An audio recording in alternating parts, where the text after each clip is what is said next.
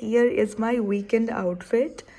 It is very comfortable. ഒരു muslin cotton ഷർട്ടും പിന്നെ ഒരു ലിനൻ പാൻസുമാണ്. And this is the kind of clothes that I am most comfortable in. പിന്നെ എന്താ വാച്ചൊന്നും ഇട്ടിട്ടില്ല, ഇറങ്ങാനായിട്ടില്ല. And no, this is not my skin. ഇത് ഒരു ടീഷർട്ട് ഞാൻ ഉള്ളിലിട്ടത്. I always wear such a t shirt inside. എനിക്കൊരു സേഫ്റ്റിക്ക് വേണ്ടിയിട്ടാണ് ഇരുന്നത്. ബിക്കോസ് നമ്മൾ അങ്ങോട്ടോ ഇങ്ങോട്ടോ മാറിക്കഴിഞ്ഞാൽ വെറുതെ എക്സ്പോസ് ചെയ്യേണ്ട വിചാരിച്ചിട്ട് I always wear such a T shirt. അപ്പോൾ അത് ഹാഫ് സ്ലീവ് ആണ്, ഇത്ര സ്ലീവേ ഉള്ളൂ. ഹാഫ് സ്ലീവ് അല്ല, സ്ലീവ്ലെസ് ആണ്, ഇത്ര സ്ലീവ് ഉണ്ടാവുള്ളൂ. ആൻഡ് ഹൈനെക്ക് ആണ്, so that it gives you full coverage over here.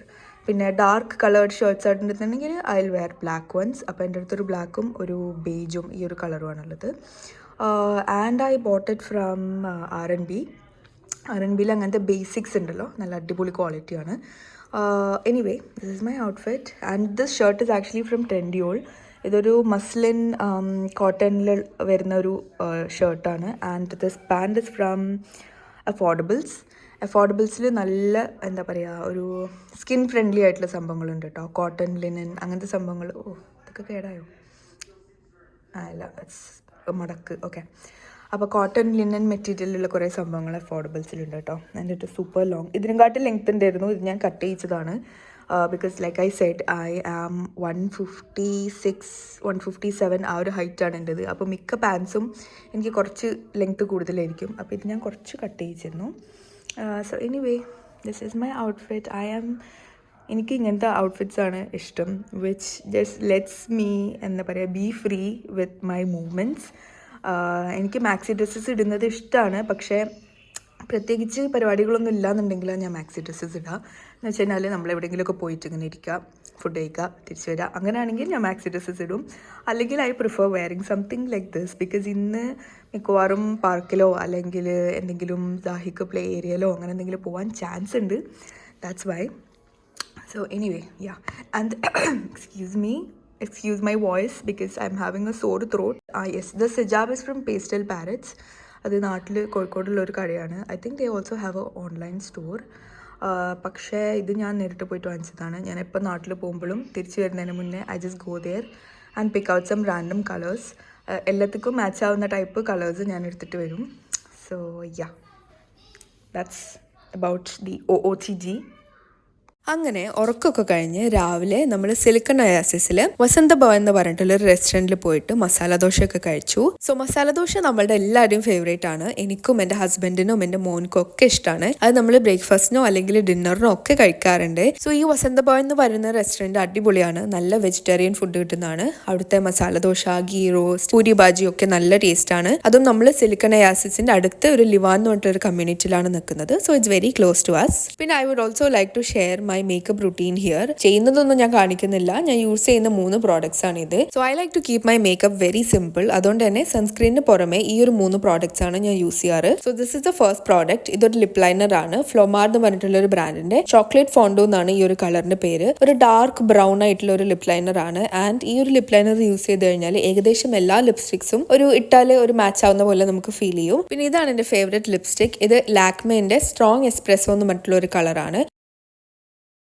ഒരു പേർപ്പിൾ, മോവ്, ബ്രൗൺ എല്ലാം കൂടി മിക്സ് ആയിട്ട് വരുന്ന ഒരു കളറാണ്. I love it. പിന്നെ ഇതാണ് ഞാൻ യൂസ് ചെയ്യുന്ന ലിപ്പ് ആൻഡ് ചീക്ക് ടിൻറ്റ്. അപ്പം ഞാൻ ലിപ്സിൽ യൂസ് ചെയ്യലില്ല, ചീക്സിൽ മാത്രം ബ്ലഷ് പോലെ യൂസ് ചെയ്യുന്നതാണ്. ഒരു ജെൽ കൺസിസ്റ്റൻസി ആണ്, ഒരു ഗ്ലോയി ഫിനിഷ് തരും. And it is long lasting. കുറേ സമയമൊന്നും നിൽക്കില്ലെങ്കിലും അത്യാവശ്യം ഒക്കെ നിൽക്കും. So these are the 3 products that I use on A daily basis. അങ്ങനെ കുറേ ഒന്നും യൂസ് ചെയ്യാറില്ല, എസ്പെഷ്യലി നമ്മൾ പ്രത്യേകിച്ച് വേറെ അങ്ങോട്ടും പോകുന്നില്ലെങ്കിൽ. So anyway, let's move on. പിന്നെ നമ്മുടെ ഫ്ലാറ്റിന്റെ റിന്യൂവലിന് വേണ്ടിയിട്ട് നമുക്കൊരു ഓഫീസിൽ പോകാനുണ്ടായിരുന്നു. അപ്പോൾ അവിടെ പോയിട്ട് അതൊക്കെ ചെയ്തതിന് ശേഷം എൻ്റെ ഹസ്ബൻഡ് ദുബായ് മോളിൽ ഡ്രോപ്പ് ചെയ്തു. എന്നിട്ട് അവർ തിരിച്ചു പോയി. So I wanted to watch this movie called the Amateur. ഒരു ആക്ഷൻ ത്രില്ലർ മൂവിയാണ്, ഇംഗ്ലീഷ് മൂവിയാണ്. അപ്പോൾ അത് കാണാൻ വേണ്ടിയിട്ട് ഞാൻ ദുബായ് മോളിൽ ഇറങ്ങി. എന്നിട്ട് റിയൽ സിനിമാസിൽ പോയിട്ട് കണ്ടു. And I love the movie. നല്ല രസമുണ്ടായിരുന്നു. എനിക്ക് ഈ ആക്ഷൻ മിക്സ് ആയിട്ടുള്ള മൂവീസ് ഒക്കെ എനിക്ക് ഭയങ്കര ഇഷ്ടമാണ്. Action comedy, action romance, action thriller ഒക്കെ എനിക്ക് ഭയങ്കര ഇഷ്ടമാണ്. അപ്പോൾ അങ്ങനത്തെ ഒരു മൂവിയാണ്, ഒരു ആക്ഷൻ ത്രില്ലർ ആണ്. ഒരു കുറച്ചൊരു ഇൻവെസ്റ്റിഗേഷൻ സംഭവങ്ങളൊക്കെ ഉണ്ട്. Anyway, I love it. I think you all should watch it. പിന്നെ ദുബായ് മോളിൽ പോയാൽ അറിയാലോ, എന്തായാലും ഒരു മിനിമം 5000 സ്റ്റെപ്സ് ആണ്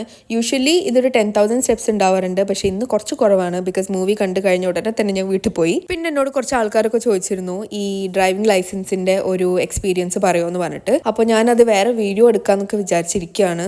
പക്ഷേ ഇതിൽ ഞാൻ ചെറിയൊരു ഇൻട്രഡക്ഷൻ തരാം. ഞാൻ എൻ്റെ ഫയൽ ഓപ്പൺ ചെയ്തത് ഫെബ്രുവരി 2024 പക്ഷേ എനിക്ക് ലൈസൻസ് കിട്ടിയത് ഫെബ്രുവരി 2025 1 ഇയറിന് ശേഷമാണ് എനിക്ക് ലൈസൻസ് കിട്ടിയത്. പിന്നെ അതിൻ്റെ ഇടയിൽ ഒരു 2 to 3 months ഞാൻ നാട്ടിലായിരുന്നു. പക്ഷെ എന്നാലും ഒരു 10 months എന്തായാലും എടുത്തിട്ടുണ്ട്. പിന്നെ നിങ്ങൾ പറഞ്ഞു കേട്ടിട്ടുണ്ടാവും ദുബായിൽ ലൈസൻസ് കിട്ടാൻ ഭയങ്കര ബുദ്ധിമുട്ടാണ്, ഭയങ്കര ഒരു ലോങ് പ്രൊസീജിയറും ആണ്, ഭയങ്കര സ്ട്രിക്റ്റ് റൂൾസും ആണ്. അപ്പോൾ തിയറി ടെസ്റ്റ് കഴിഞ്ഞതിന് ശേഷം നമ്മുടെ ഡ്രൈവിംഗ് സ്കൂൾ നടത്തുന്ന ഒരു ടെസ്റ്റ് ഉണ്ടാവും. ആ ടെസ്റ്റിൽ പാസ്സായാൽ മാത്രമേ നമ്മളെ RTA ടെസ്റ്റിലേക്ക് അവർ ബുക്ക് ചെയ്ത് തരുള്ളൂ. അപ്പോൾ നമ്മൾ ഓരോ പ്രാവശ്യം ഈ ഇന്റേണൽ ടെസ്റ്റും അല്ലെങ്കിൽ RTA ടെസ്റ്റും ഫെയിൽ ആവുന്നതിനനുസരിച്ച് നമ്മൾ പേയ്മെന്റ് കൊടുക്കുകയും വേണം. അതേപോലെ തന്നെ നമ്മൾ ക്ലാസ്സസ് എടുക്കുകയും വേണം. അപ്പോൾ ക്ലാസ്സസ് ഒക്കെ നമുക്ക് വേണ്ട സമയത്ത് കിട്ടിക്കൊള്ളണമെന്നൊന്നുമില്ല. അതുകൊണ്ടാണ് നമുക്ക് ഈ പ്രൊസീജിയേഴ്സ് ഇങ്ങനെ ലോങ് ആയിട്ട് പോകുന്നത്. മാത്രമല്ല ഈ ഓരോ ഇന്റേണൽ ടെസ്റ്റിലും RTA ടെസ്റ്റിലും നമ്മൾ ഫെയിൽ ആയിക്കൊണ്ട് നിൽക്കുകയാണെന്നുണ്ടെങ്കിൽ അതിനനുസരിച്ച് ഇങ്ങനെ ലോങ് ആയിക്കൊണ്ട് നിൽക്കും. അപ്പോൾ ഞാൻ RTA ടെസ്റ്റ് എനിക്ക് 4th അറ്റംപ്റ്റിലാണ് എനിക്ക് ലൈസൻസ് കിട്ടിയത്. പാർക്കിങ്ങും 4th അറ്റംപ്റ്റിലാണ് കിട്ടിയത്. അതേപോലെ ഇന്റേണൽ ടെസ്റ്റും എനിക്ക് 3rd അറ്റംപ്റ്റിലാണ് കിട്ടിയത്. അപ്പോൾ ഈ ഫെയിലുകളൊക്കെ ആലോചിച്ചാൽ നിങ്ങൾക്ക് മനസ്സിലാവും എത്രത്തോളം